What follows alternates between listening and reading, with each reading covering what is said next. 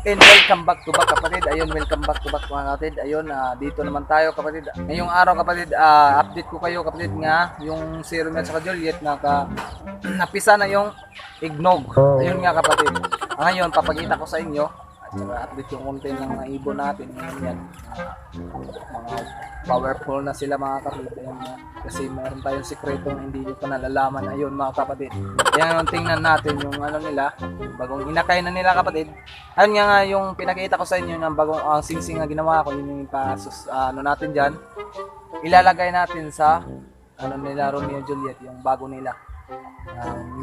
Inakay. Yun nga kapatid, ayun papakita ko sa inyo. Tara, pakita na natin, pakita pa ng iba.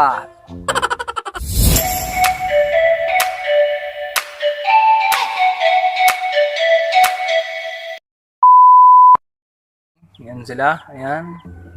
Good morning din sa ibon natin, ayan. Sa mga lovers sa mga ibon natin yan, ganyan. Ayun nga, yung ano nila, papakita ko sa inyo yan. Ayan, kapatid, ayan. Ayan. Dalawa. Yan kapatid, dalawa. Ganyan, yan yung nilalagay ko sa kanilang pugad. Ayan. Yan yung inilalagay ko sa pugad nila, yung mga damo para mainit, madali pisa at saka pisa talaga kasi mainit yung mga damo. Yan yung nilagay natin. Ayan nga kasi Juliet yan. Di pa sila napapakain mga kapatid. Ayan. Di ko pa sila napakain. Yan. Ito si Romeo, ang kulit. Yan, palagi naaway niya itong Bosto. Yan. King at saka si Queen. Ayan, malalaki na kapatid. Ayan.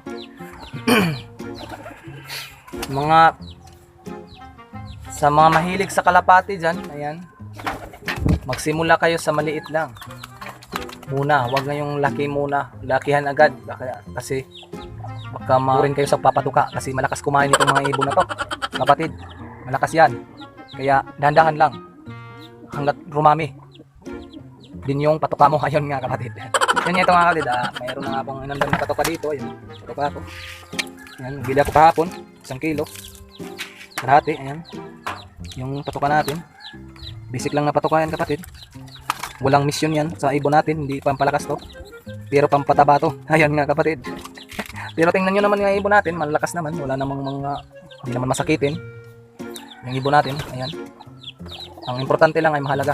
Ayan kapatid, yun nga kapatid, tingnan nyo nga yung ayun nga kapatid, pakita ko sa inyo yung panahon ngayon. Ayan nga kapatid, yung panahon natin ngayon, ang ano kapatid, basa yung lupa natin ngayon kasi kahapon kapatid, grabe. Masasabi nga may bagyo talaga na dumating sa inyong lugar. Kaya yan, ang lakas talagang ulan kagabi.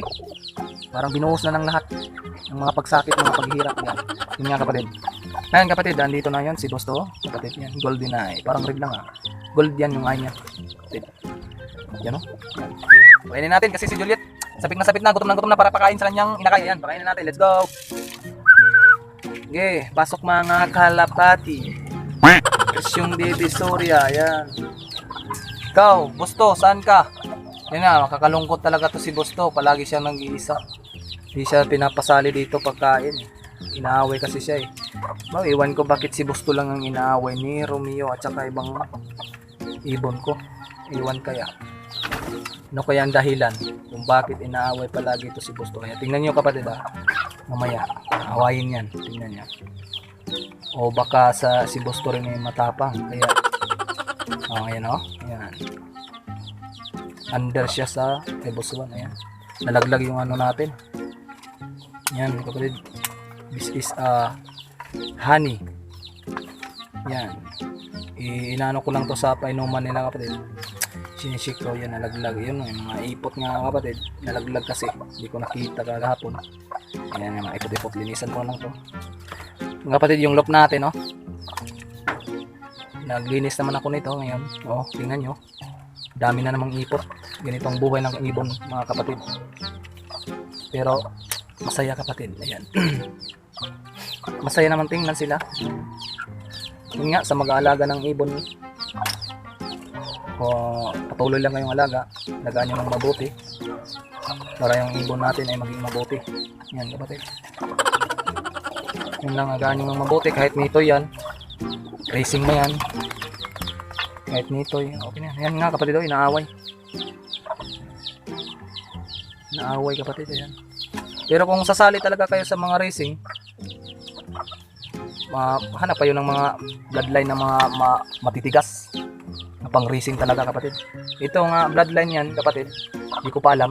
Yun nga kapatid, hindi ko alam, sabihin lang ko yan kung anong bloodline yan. Pero mga kapatid, yung ibon ng mga ganyan nabili ko doon, malalaki kapatid. Parang agila kapatid, kalaki. Lumalaki yan, bata pa kasi yan kapatid, oh. Ang taas na. Tingnan nyo. Malaking ibon yan kapatid.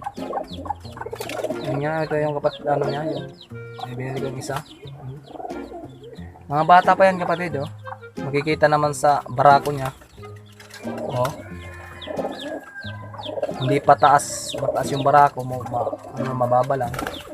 Kaya yan, lalaki pa yan, no? Ayan, ano nyo yung sa iba. Yan, no? Ano lang, maliliit lang, no?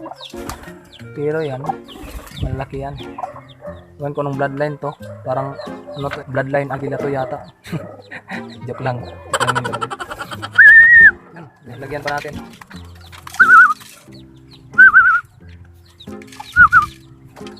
Yan, kain. Kain lang, oh, marami pa to. Ganyan lang. Kapatid. Malakas to kumain kaysa sa mga lagan yung manok. Yan kapatid, yung pag-aalaga sa kalapati hindi basta-basta kapatid. Kasi malakas to kumain. Pero tiyagaan lang. Yan, tiyagaan ko lang kaya ginagawa to sa kanila. Yan ganyan. Kaya tiyagaan ko din to sila kapatid. Ayan. Kasi pag love mo ang isang alaga mo, ano mo talaga bibigay mo lahat-lahat para sa kanila. Yan nga. Kaya ayan, binibigyan ko sila ng mabuting kalagayan. Oh, para maging mabuti rin ang kanilang buhay. Ayan. Para palagi lang sila ipot-ipot. Yung isa dito. Hindi nakakain si Busto ng ano eh. Nalagay natin to dito, hindi nakakakain ng mas masagana. Kaya ayan. Napapayat tuloy. Si Busto, malaki yan kapatid. Napapayat na lang dahil sa kanila.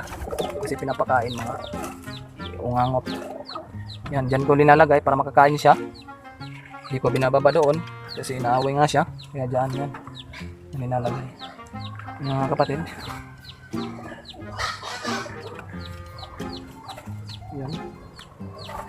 Ayun nga, ipapakita ko sa sunod yung pangkondisyon ko sa kanila kapatid. Basic lang nga pakondisyon to. Ipapakita ko sa sunod nating vlog kapatid. Ayun nga. Yun mga kapatid. Nga kapatid, ngayong araw mga kapatid, ayan, yun lang, mga kunting update lang sa ibon natin. Yan nga kapatid, yun yung sinabi ko sa inyo kanina, nga may napisa na nga yung ignog nila, Romeo and Juliet. Yan. Yun nga kapatid, sa susunod, papakita ko sa inyo ang pang-kondisyon ng ibon ko. Iwan ko sa inyo kung anong kondisyon nyo sa ibon nyo. Basta ako may papakita ko lang ang kondisyon sa ibon ko. Basic lang to natin. Susunod tingnan natin. Yun nga sa mga bago pang nanonood dito sa video ko. Please subscribe and click notification bell para updated dyan sa ibang video natin kapatid. Ayun nga. Huwag kang mahiya.